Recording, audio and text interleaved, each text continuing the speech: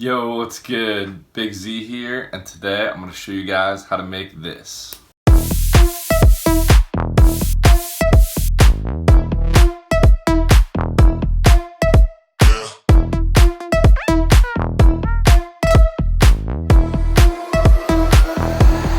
Turn this one up.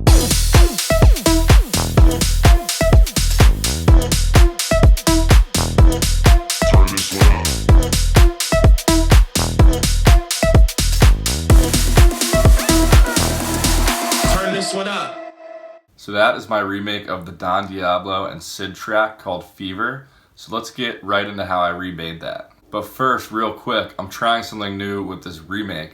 I'm going to give you guys the ability to download this project file and all the samples in it for $5 down below. So I'm just going to do this for like a little trial run to see if it works and see what the compatibility issues are. I list what plugins I use in the link down below. So make sure you have the main plugins I use if you're thinking about downloading it. But yeah, other than that, I've been thinking about doing this for all the remakes I do, having you guys be able to download them. But I'm just going to do a little test run with this one here. So if you want this project file and all the samples in it, then you can go hit the link below and download it. So let's start with the funky, weird sounding lead. Here's what it sounds like by itself. So in Serum, this is really just a pulse wave and oscillator A. So in the basic shapes wavetable, just move the wavetable until you get this wave right here. And then I'm doing a little something just to change the character of the sound a little bit.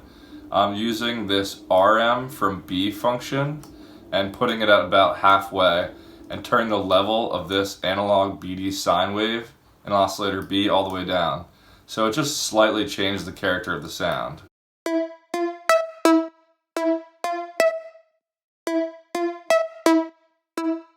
It's almost barely noticeable, but I think it made it sound better.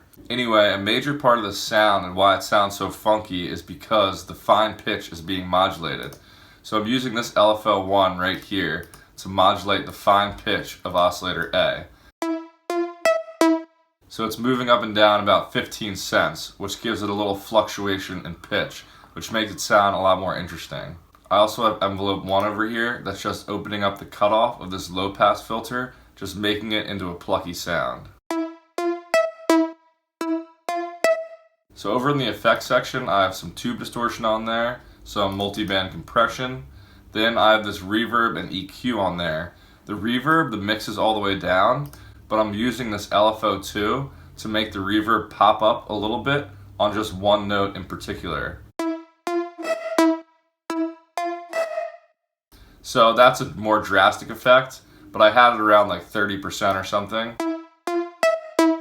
just to make that note pop out a little bit more and sound a little bit different from the others and make the lead a little more interesting. So that's pretty much it for this lead sound. I'll move on to the basses now. So if I take the lead out of the track, here's what it sounds like.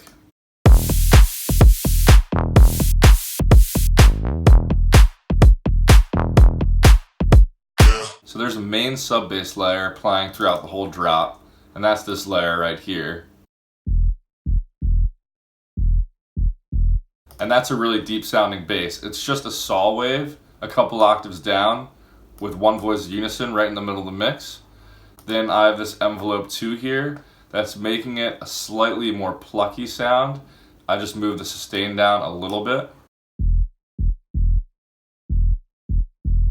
And then over in the effects section, I'm just adding some hard clip distortion and another low pass filter, because adding some distortion just adds some higher frequencies, and I wanted to keep those to a minimum. So then there's these 2 other little bass fills, or like bass one shots.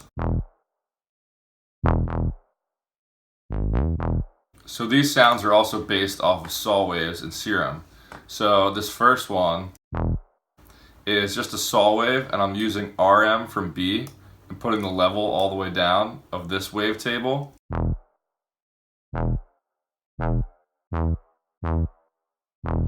Just to give it a cool character and give it a deeper sound. So then I just have this envelope with a slower attack, opening up the cutoff of this low pass filter. Then in the effects section, I have a little bit of dimension expander, some tube distortion, some compression on there, and this EQ. So without all these effects, it sounds like this. And the effects really just fatten it up and make it sound a lot bigger. So then I've also got this other bass fill, and that's just a basic saw bass too. One of the only differences here is that I'm checking mono down here, and I'm using this always portamento function so the notes glide into each other. So other than those main synths, there's just a lot of drum sample action going on. So Sid always uses some really nice drum samples in his tracks, so I tried to remake it as closely as I could. So here's what all the drums sound like together in the second half of the drop, just because it's more interesting.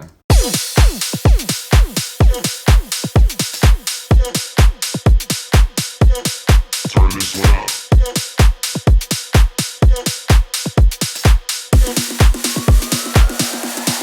Turn this one up. So as I mentioned before, if you download this project file below, you'll get all these drum samples included, obviously. So go check that out if you want to. Hopefully this video was helpful to you guys. Thank you for watching.